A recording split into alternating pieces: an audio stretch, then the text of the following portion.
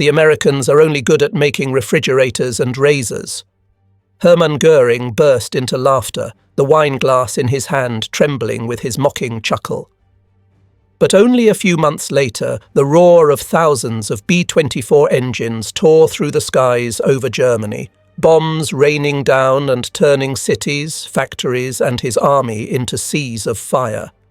An arrogant remark had become the death sentence of the Third Reich itself. Berlin, February 27, 1943. The wooden-panelled room was as silent as a chapel at a funeral. The dim yellow light from a hanging lamp cast shadows over a long desk buried under maps and dossiers. Leather chairs, dark wood walls, all radiated the cold authority of a bloodthirsty empire. In the thick air, reeking of tobacco smoke and old paper, a trembling hand laid a single sheet of paper on the table. Admiral Wilhelm Canaris, head of the Abwehr, the German military intelligence service, stared at it quietly. Just one sheet, a short report, no more than a few dozen typed lines, but each word struck him like a hammer blow to the heart. A factory in Michigan, United States. Name, Willow Run. Projected output, one heavy 4-engine B-24 Liberator bomber every 60 minutes. One plane every hour. 24 a day. Over 700 a month. Canaris gripped the edge of the table, the paper quivering with his heavy breath. To an outsider, those numbers might have seemed laughable, but to him, a man who had spent half his life in espionage and war, this was no joke. It was a death warrant for the Führer's ambitions. Outside, Berlin still glittered with lights. Young officers in black uniforms strode arrogantly down Unter den Linden, convinced their empire would last 1,000 years. But Canaris was different. He had just returned from secret meetings with his subordinates in the Abwehr, scraps of information, fragments of gossip, trivial reports. And yet, piece by piece, they had come together into a terrifying picture.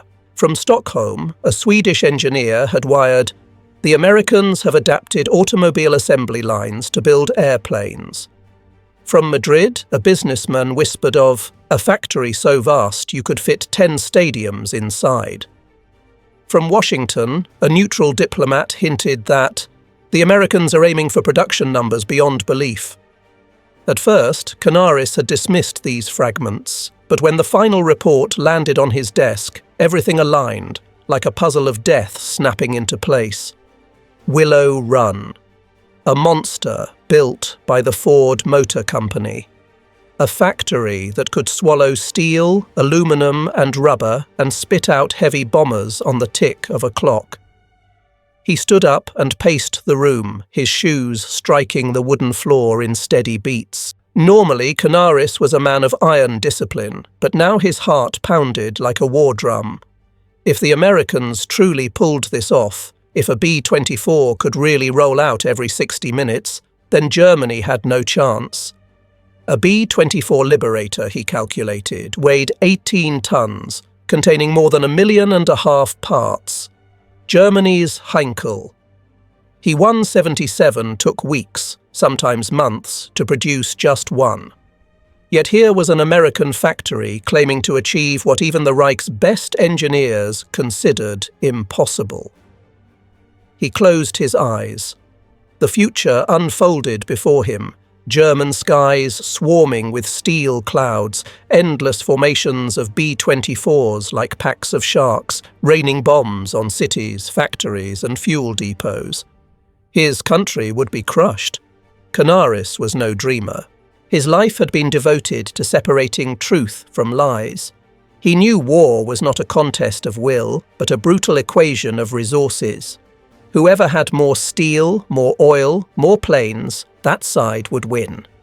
And America, with Willow Run, was preparing to crush Germany with that very equation. He remembered Stalingrad just weeks earlier, tens of thousands of German soldiers trapped, starving, freezing or surrendering. The empire once hailed as invincible was already fading into myth. In North Africa, Rommel's Africa Corps was retreating, squeezed between the British and the Americans. All signs pointed to a coming tidal wave. And Willow Run was the tsunami. He tapped the paper and whispered, "We've lost. If this is true, we've already lost." A young aide nearby flinched, wanting to speak but too afraid. In Berlin, to utter such defeatism was suicide. Canaris knew that better than anyone. In Hitler's fortress, truth was the enemy, and lies were the fuel of power. But he could not ignore it. This was no rumour.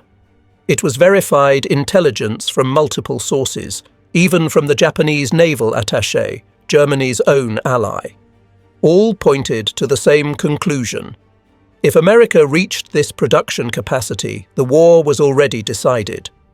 Canaris sat down, took his fountain pen, and scribbled a short line in the margin of the report. "This is a death sentence for the Reich if not taken seriously." He forced himself to breathe slowly, to regain composure. He knew that bringing this truth before Göring, before Hitler, would require more than reason. It would demand recklessness, for neither man wanted to hear anything but victory. In his mind, Göring's mocking laugh echoed once more. "The Americans are only good at making refrigerators and razors." But Canaris knew. That very line would one day be carved as the epitaph on the gravestone of the Third Reich. That night, as he left the office, he pulled his heavy coat tighter against the cold Berlin wind. The city still lived in illusion. Bars full of laughter, national newspapers trumpeting victories that existed only in imagination. But in Canaris's heart, a shadow had fallen. To him, the most dangerous enemy of Germany was not the British, the Americans, or the Russians, but the arrogance and blindness of those perched at the heights of power. Berlin, March 11th, 1943. The sky was a single shade of gloom, cold winds slicing through the grey stone streets, scattering scraps of propaganda papers still preaching about the great victory to come. But beneath that layer of slogans, the ghost of Stalingrad haunted every step of the people here. The news of the catastrophe had been heavily censored, yet even ordinary Germans knew. Paulus's Sixth Army was gone. More than 90,000 German soldiers, once the pride of the Wehrmacht, had surrendered. The war machines that once roared across the steppes now lay rusting under the snow. In the corridors of the General Staff, fear spread like a plague. Officers whispered in the cold hallways, "If we had won Stalingrad, we wouldn't be in this mess." But once inside the conference room, everyone put on a mask of steel. Victory is inevitable. The Führer has said it, therefore it cannot be wrong. Admiral Wilhelm Canaris did not believe in such hollow slogans. To him, Stalingrad was not just a city. It was the death knell for the illusion of a Nazi Germany invincible. He had followed the reports day by day, when Paulus begged for resupply by air, when Ju-52s were shot down one after another in Soviet flak, when German soldiers were cut down to a ration of a few hundred grams of mouldy bread a day. And then he saw the inevitable end. Europe's strongest army would surrender in humiliation. Meanwhile, Hitler saw Stalingrad through another lens. From his Wolfschanze headquarters, he did not see a disaster, but a test of will. "We lost because Paulus was weak-willed," Hitler roared, slamming his fist on the table. "But Germany's will remains eternal." For him, war was not a contest of steel and oil, but of blood and faith. The soldiers dying in the encirclement were not a loss, but a symbol of Aryan heroism. In Hitler's mind, the harder the struggle, the greater the need for absolute faith. But to Canaris, it was nothing but delusion. What terrified him most was that the entire leadership was sinking deeper into that stupidity.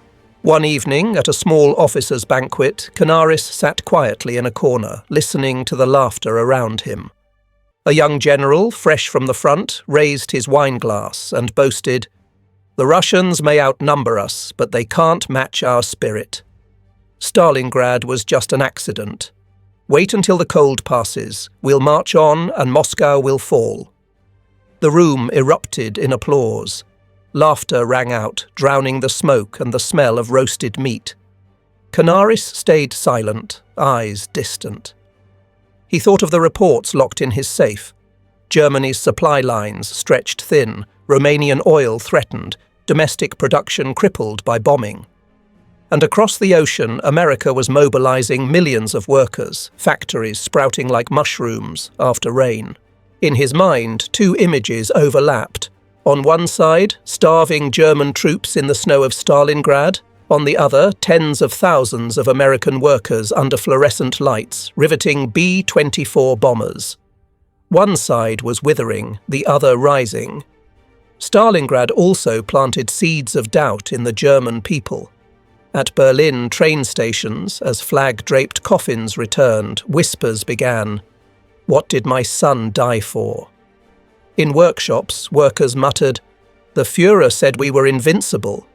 Then why did we lose in Russia? The SS and Gestapo tightened their grip, but the questions still echoed in alleyways and marketplaces. Canaris knew of all the rumours. He felt bitterness because he understood that once the people's faith wavered, this vast empire would collapse faster than any enemy offensive. What horrified him even more was that the leaders ignored the truth, staring them in the face.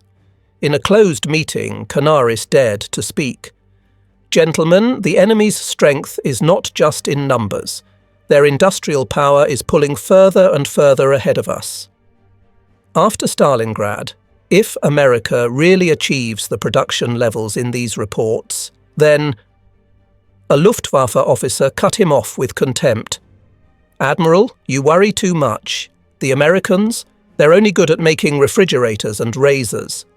4-engine bombers. They can't mass-produce them. We are the nation of engineers and warriors. They're just merchants. The room burst into laughter. Only Canaris sat motionless. He felt the ghosts of Stalingrad looming before him, sneering at Berlin's arrogance. That night, he returned home late. Outside the window, snow fell silently, covering rooftops in white. Canaris sat at his desk, opened his journal, and wrote a brief entry. Stalingrad has revealed what no one dares to say.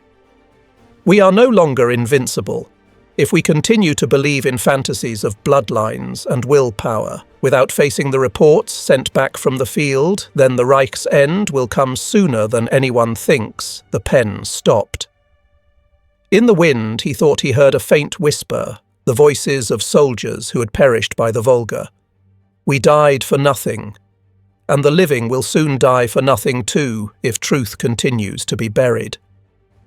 Canaris closed the journal, snuffed out the lamp.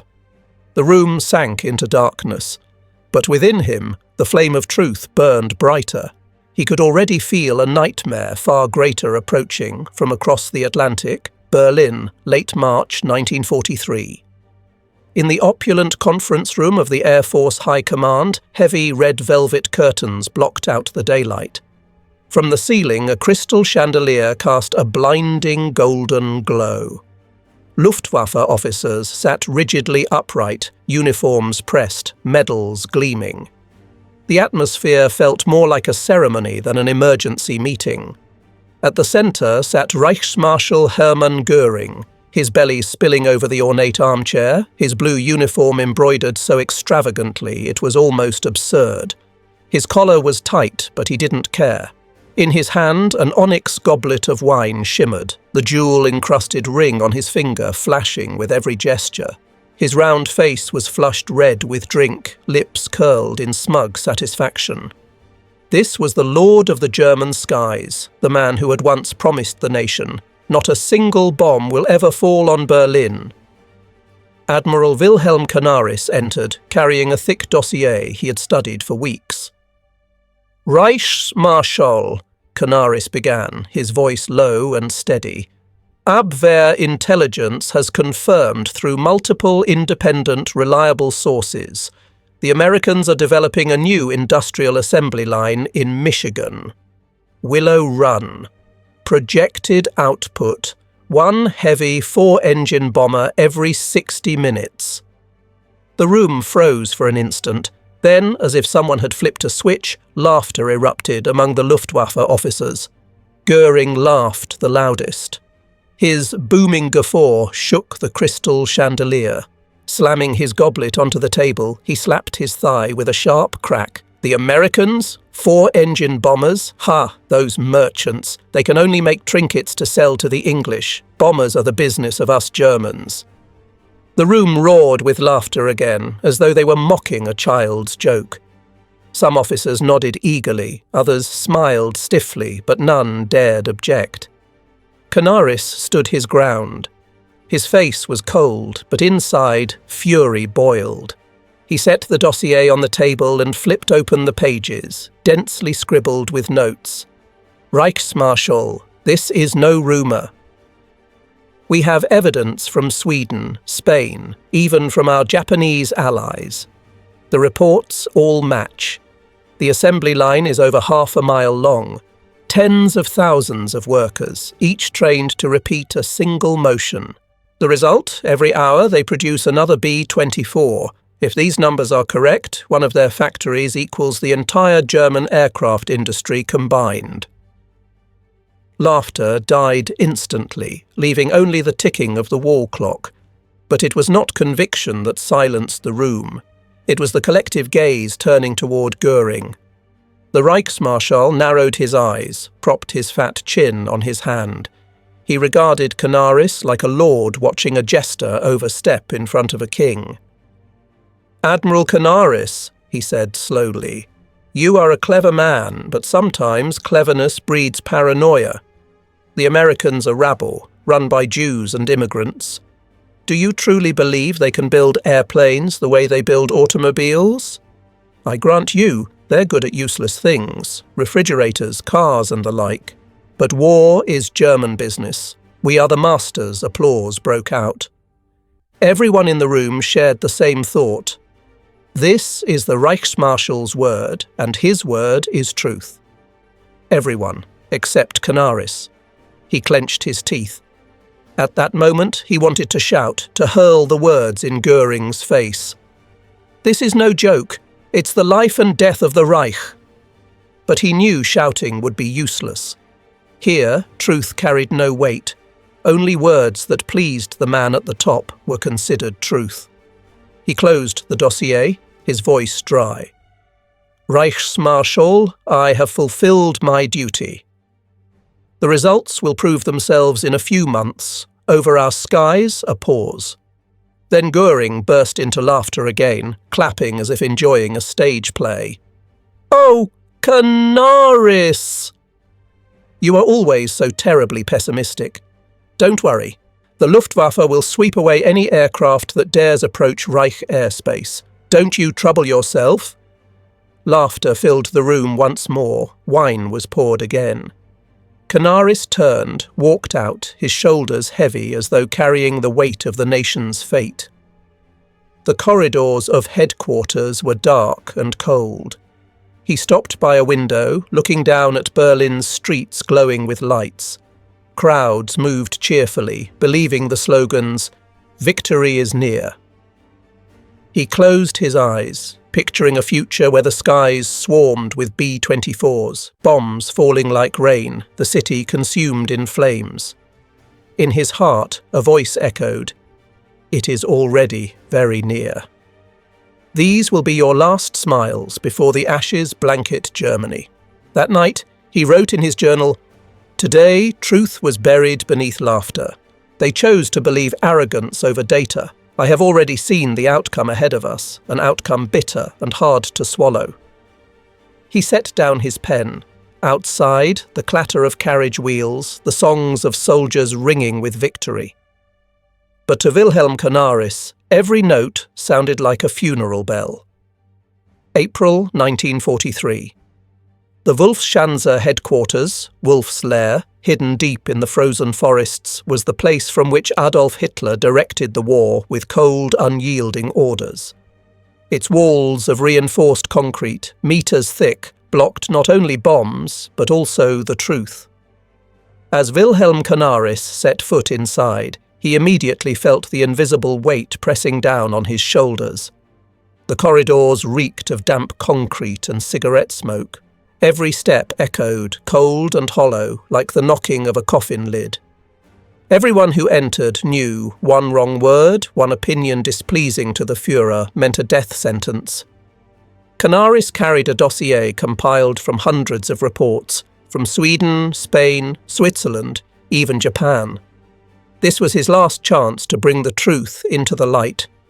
If Hitler would listen, the Reich might still have time to adjust. If not, the end was already clear. The steel doors opened and Canaris entered the conference room.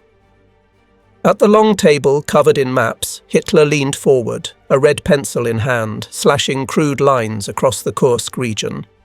His small, shadowed eyes were both weary and burning with fanatic fire. Around him sat familiar faces: Keitel, Jodl, Bormann, and Albert Speer, the armaments minister.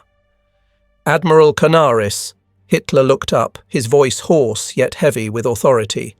"What news do you bring me?" Canaris drew a deep breath, then opened the dossier, speaking firmly. "Mein Führer, intelligence confirms. In Michigan, the Americans have built a massive factory called Willow Run. They are applying automobile assembly line methods to the production of aircraft. According to estimates, every hour a B-24 Liberator rolls out. If this continues unchecked, a single factory will outproduce the entire German aviation industry. This is the greatest threat to the Reich." For a moment, silence. Speer frowned slightly, while Bormann cast a wary glance at Hitler. Then Hitler sneered, a twisted, scornful smile. He slammed the red pencil onto the table, his voice cracking like a whip. "Lies. Nothing but Jewish fabrications. A heavy bomber with millions of parts, and those democratic mongrels dare claim they can build one every hour? Absurd. The Americans are Negroes, Jews, mongrels. They can never compare to the pure German people." The snap of the pencil breaking echoed sharply. Canaris stood unmoving, his face unreadable, though his heart pounded fiercely. Albert Speer, who knew all too well that Germany's industry was exhausted, nearly spoke. He knew the numbers Canaris presented were credible. He had even whispered to a close advisor, "If America achieves even half that capacity, we are already beaten." But Speer looked around the room and saw Bormann's cold stare, Keitel's and Jodl's fanatic eyes. He swallowed his words. To speak them aloud now would be suicide. Hitler leapt to his feet, eyes blazing, his voice thundering. "War is not a game of numbers. It is a struggle of will. The Americans may have steel and aluminum, but they have no spirit. They are merchants, slaves to money. The German soldier, with Aryan blood in his veins, will decide destiny." He raised his hand, trembling, yet still clawing at the world as if he could seize it whole. "We will triumph. Bring me no more cowardly figures. Whoever speaks of defeat is a traitor." The room thundered with "Jawohl, yes sir," from the generals. That chorus of obedience was not born of belief, but of fear. No one dared contradict the Führer. Canaris felt hollow. It was as if he had cast a stone into a bottomless pit. No echo, no response.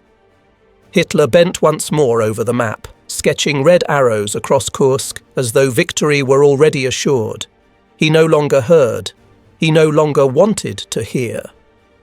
Canaris gathered the dossier, bowed, and left. The Wolfschanze corridors were as cold as tombs. The steel door slammed shut behind him like the final punctuation mark to his efforts. Outside, the rain fell in white sheets, but in Canaris's heart he saw only the blazing summer ahead. Soon the skies of Germany would be torn open by the roar of thousands of B-24s, the steel birds his Führer had just mocked. That evening he wrote in his journal, "Today I placed truth in Hitler's hands. and he crushed it beneath blind faith. We will not lose only because our enemies are strong, but because we refuse to face reality. The concrete walls of the Wolfschanze may be thick, but the walls of illusion in their minds are 100 times thicker, and it is those walls that will bury the Reich Michigan, summer 1943. Half a world away from Berlin, on the vast grasslands of Ypsilanti, a steel giant had risen. It did not roar, it did not fire shells, yet its power was more terrifying than any tank or artillery piece. They called it Willow Run, the largest aircraft factory on the planet. From above, the main building stretched out like a city. Over half a mile long, nearly 5 million square feet of floor space, a hall so immense that people joked you could build 10 stadiums inside it. Inside, heat, metallic dust, and the thunder of machines blended together, creating a world completely apart from the one outside. At the eastern entrance, convoys of trucks loaded with aluminum, steel, and rubber rolled in like endless lines of ants. Materials were swallowed into the plant, gliding along colossal conveyors. At the far end, as if by magic, an 18-ton beast with a 110-foot wingspan rolled out into the sunlight. The B-24 Liberator. In sharp contrast to the European myth of the genius craftsman, Willow Run was powered by the cold, efficient philosophy of Henry Ford and Charles Sorensen. Break down the work until anyone can do it. On the factory floor, tens of thousands of workers laboured in 3 continuous shifts. They did not need to understand how the entire airplane functioned. The woman on line A drove rivets day after day. The man on line B fastened sheet after sheet of aluminum. The worker on line C installed wheels, nothing more, nothing less. The whole assembly line was like a colossal industrial orchestra. Each worker struck only one note, but together they produced a symphony of destruction named Liberator. And who were the musicians of this orchestra? Not the pure Aryans Hitler glorified. They were ordinary people, women in polka-dot headscarves with rivet guns in hand, the Rosie the Riveters, who became the symbol of an era. African Americans, many entering the defense industry for the first time, standing shoulder to shoulder with white colleagues, breaking old prejudices. Immigrants from Italy, Poland, Ireland, their accents heavy with the old country, yet in rhythm with the line. Even the disabled, once pushed aside, were given tasks suited to their abilities within the vast machine. Together, they formed an army without rifles, yet their strength surpassed entire divisions. At first, the giant faltered. Machines broke down, workers struggled, and the press mocked it with a cruel nickname, Will It Run? But within months, Sorensen and Ford's engineers fine-tuned every detail, retrained every shift. Then the industrial beast found its rhythm. Sheets of metal cut, bent, and welded. Parts fitted together with clockwork precision. By mid-1943, Willow Run stunned the world with its output. Every 63 minutes, a fully assembled B-24 rolled out. One July morning under the blazing sun, workers finishing their shift gathered at the parking lot. Before their eyes, a brand new Liberator was towed out. Its vast wings gleamed like mirrors, engines thundered to life. As it lifted from the test runway, soaring into the blue sky, thousands of voices cheered. A young woman, hands still greasy, burst into tears. "Our baby has flown!" Their child would soon cross the ocean to rain bombs on Berlin, Hamburg, Essen. Meanwhile in Germany, Göring still laughed arrogantly at lavish banquets. Hitler still preached about Aryan will, and the generals still dreamed of Wunderwaffen, miracle weapons, yet unborn. They had no idea that while they raised their glasses under the golden lights of the Wolfschanze, across the ocean hundreds of steel giants were already preparing to fly in swarms. An American engineer, in a report to President Roosevelt, wrote simply, "Let the Germans live in their illusion. Willow Run will level Berlin." That same evening, on Canaris's desk across the ocean, another report arrived. It confirmed from a neutral source. The first aircraft from Willow Run are ready for combat. He set down his pen, leaning back in his chair. In his mind's eye, he saw the vision clearly. Berlin burning under a storm of bombs, Göring raging in his bunker, shouting, "Impossible!" "The Americans can't have this many," Canaris muttered softly, almost as if confessing to himself. "The monster has awakened. And none of them will believe it, Nazi Germany, early 1944. The winter sky was often heavy with clouds, but that day it darkened for another reason. A sound like rolling thunder was rushing in from the west. At airfields across England, squadron after squadron of B-24 Liberator bombers, together with B-17 flying fortresses, took off in formation, stretching to the horizon. The steel birds Göring once mocked as flying refrigerators had become a vast black cloud covering the skies of Europe. In February 1944, American and British Air Command agreed to unleash a decisive blow to smash the German aircraft industry. Their targets, the factories of Messerschmitt, Focke-Wulf, Junkers. All were to be wiped from the map. From early morning, air raid sirens wailed across Berlin, Leipzig, Regensburg. Civilians crammed into shelters, clutching their children tightly. Above them, B-24s from Willow Run roared through the clouds, bomb bay doors opening. Thousands of bombs tumbled down, carving fiery red scars across the maps of cities. In his underground bunker, Göring sat motionless, his face pale. He had once promised, "Not a single bomb will ever fall on the capital." Now, each tremor of the earth was a slap across that promise. But when his officers reported in, all he could mutter was, "Impossible. They can't have that many planes. This can't be real." His words were drowned out by the engines of hundreds of aircraft. At the front lines, Luftwaffe pilots hurled themselves into the sky, courageous but hopeless. They managed to shoot down a few B-24s, watching them crash in fireballs.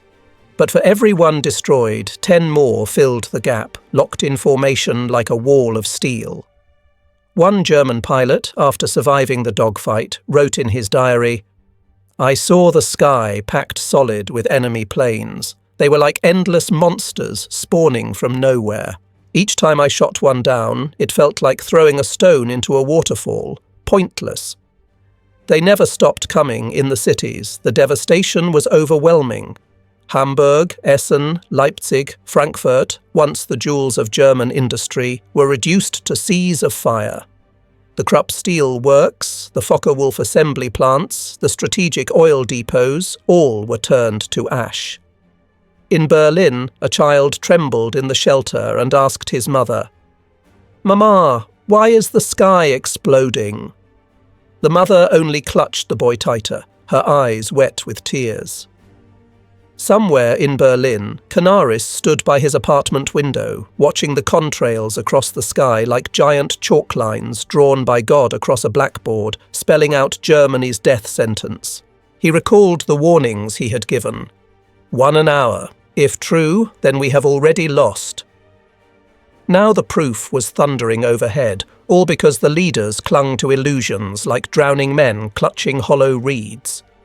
Bombs rained down on Ploiești in Romania, the Reich's last oil lifeline, leaving the army so short of fuel that tanks had to be abandoned on the roadside. The Me-262 jet fighter, the much-vaunted miracle weapon that might have changed the course of the war, lacked the fuel to even take off. German soldiers still fought bravely, but their courage met only despair. Meanwhile, each day another 20, 30, 40 liberators rolled off the lines at Willow Run. A machine that never stopped, a steel flood that could not be dammed. In the diary of a Luftwaffe general, shaky lines recorded, "Yesterday a wave of American bombers annihilated Linz. Today another group passed over Hanover, yet the Reichsmarshal still insists this is only a trick. but I saw it with my own eyes, and I know we are being buried beneath an endless rain of bombs. What was happening now was exactly the truth that Canaris and the Abwehr spies had tried to warn of the year before, but no one had listened. A truth mocked by Göring, scorned by Hitler, laughed off by the generals. Now it was no longer words on paper, but seas of fire, piles of ash, the cries of millions of civilians. That night, Berlin burned. Flames rose higher than church spires, staining the sky red. In the darkness, Wilhelm Canaris wrote in his notebook, "The day I feared has come." Willow Run is no longer a ghost in reports. It is the bitter reality we must learn to face. This is no longer war. This is execution. He set down his pen, closed the book. Outside, the bombs still thundered, each blast like a hammer striking the Third Reich. And Canaris knew, from this day forward, no one could deny the truth anymore. Berlin, late 1944. The skies over Germany no longer belonged to the Luftwaffe. They belonged to the enemy. Every day, swarms of B-24s and B-17 from Willow Run and countless other factories filled the heavens. Bombs rained down on every major city. Black smoke rose like pillars of morning, stabbing into the grey sky. Amid this devastation, Wilhelm Canaris, the man who had warned so early, had himself become a target of suspicion. In the shadowed corridors of the Gestapo and the SS, the name Canaris was spoken with hatred. He was not like the fanatics who worshipped every word from Hitler. He was cold, clear-eyed, and dared to speak the truth. To Hitler, truth that contradicted his will was no different from a blatant lie. It threatened faith, sowed seeds of doubt, and in the Führer's eyes, doubt was treason. In July 1944, an assassination plot against Hitler erupted. A bomb detonated inside the Wolfschanze, blowing the doors apart and killing several officers, but Hitler survived by sheer chance. The Reich was shaken to its core. A massive purge began. Thousands were arrested, tortured, hanged. In that frenzy, the Gestapo's gaze inevitably turned toward the Abwehr, Canaris's intelligence service. "They are a nest of aristocratic traitors," Himmler snarled. "They lack the true Nazi spirit. It is time to root out this treachery." Canaris knew the noose was tightening around him. Many of his associates were arrested. Those he had tried to shield, from resistance pastor Dietrich Bonhoeffer to covert officers opposing Hitler, were one by one struck down. His apartment was searched. His private journals, where he had written dark reflections on Willow Run and Hitler's delusions, were seized. To the Gestapo, those pages were not the notes of a patriot. They were proof of betrayal. In their eyes, Canaris was no longer a loyal intelligence officer. He was a man who spread defeatism, a man who dared to doubt the Führer, a man stripped of all loyalty. One autumn evening, in a closed room at Gestapo headquarters, a young SS officer tossed Canaris's journal onto a table and sneered. "Here is the evidence," he himself wrote. "If America really produces as they claim, Germany has already lost. These are the words of a traitor, not a patriot." Another added, "Exactly. Whoever speaks of defeat when the Führer speaks of victory deserves death." The verdict on Canaris was decided almost instantly. In the months that followed, he was placed under house arrest, then arrested outright. From a powerful admiral, head of the Reich's intelligence network, he was reduced to a prisoner living in darkness. April 1945.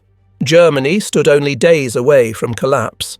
The Allies had crossed the Rhine, the Red Army closed in on Berlin. In his frenzy and rage, Hitler ordered the execution of all traitors. Canaris's name was on the list. On April 9th, at Flossenbürg concentration camp, Canaris was led into the yard. Cold wind cut through the barbed wire fences. He was stripped naked, the rope tightened around his neck. Before him, the executioners did not blink. There was no trial, no official sentence, only the Führer's order: kill them. They are no longer worthy of being German. In his final moments, Canaris did not scream. He closed his eyes gently, as if finally freed from the nightmare he had foreseen 2 years earlier. Tears slid down the admiral's cheeks. This nation might have saved itself had its leader chosen to believe the truth. But instead of listening, they killed the very man who had tried to help them. The next day, his body was thrown hastily into a mass grave.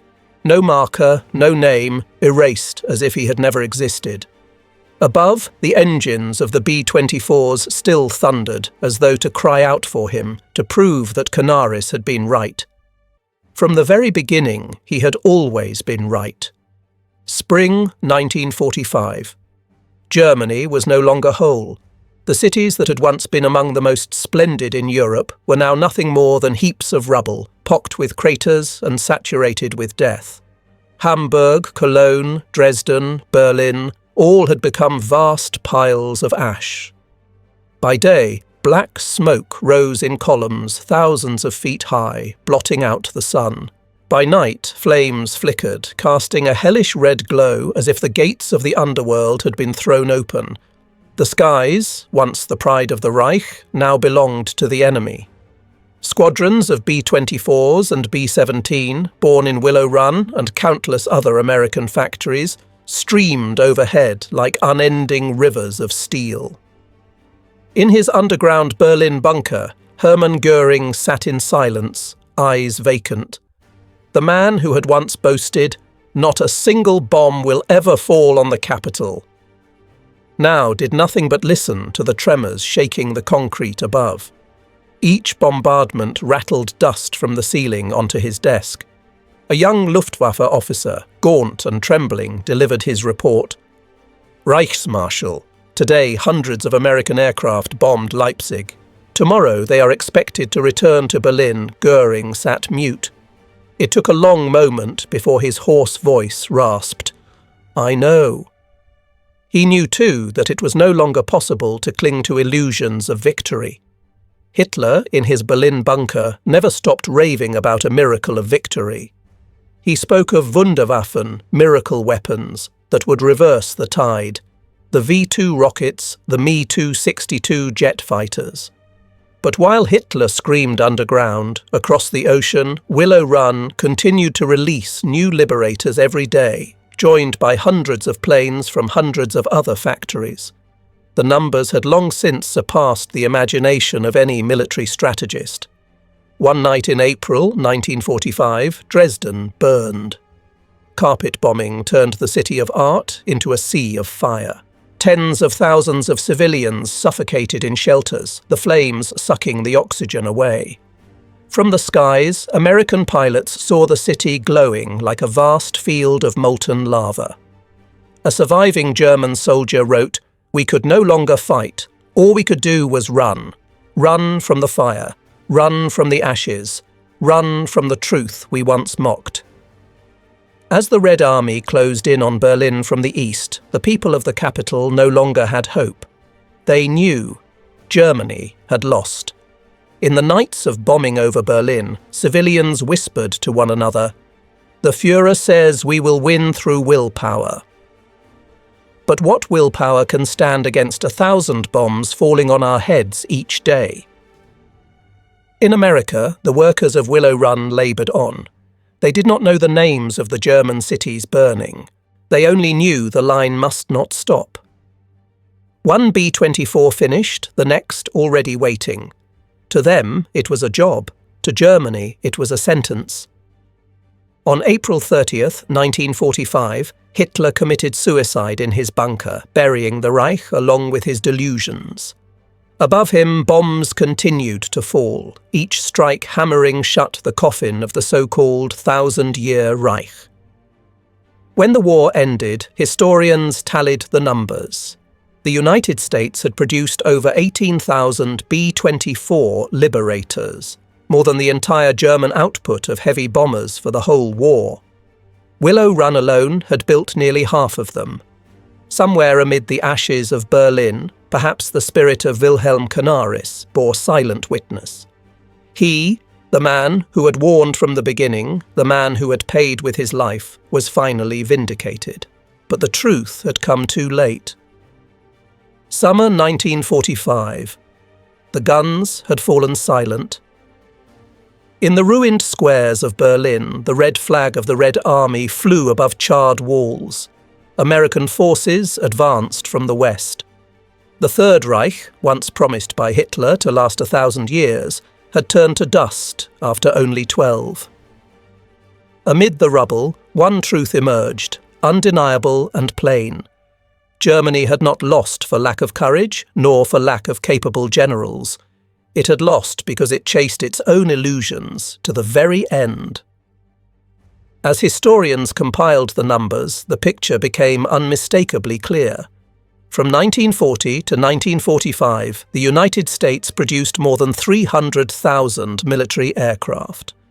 Of these, the B-24 Liberator alone accounted for over 18,000, making it the most mass-produced heavy bomber in history. Willow Run, just a single factory, completed 47% of them. By itself, it had outbuilt the entire Nazi heavy bomber industry over the course of the war. Those figures etched into human memory a simple truth. The strength of free industry had crushed the illusions of dictatorship. Albert Speer, in post-war interrogations, admitted in a sombre tone, "We knew. If America truly achieved that output, we were finished." But no one dared to say it. No one dared to believe it. The words echoed as a belated confession. The truth had been there as early as 1943 in the report Canaris placed on the table. But it had been smothered under Göring's mocking laughter, under Hitler's fury, under the silence of men too afraid to contradict. Today, looking back, many still recall Göring's arrogant remark, "The Americans are only good at making refrigerators and razors." History answered, it was those very hands that once made refrigerators and razors that unleashed an industrial storm, burying his entire empire. In the end, Willow Run was not just an aircraft factory. It was a mirror held up to humanity. It revealed the overwhelming power of freedom and diversity, and the fatal weakness of arrogance and fanaticism. In the roar of thousands of B-24 engines, history carved one enduring truth. Truth may be denied, but it will never disappear.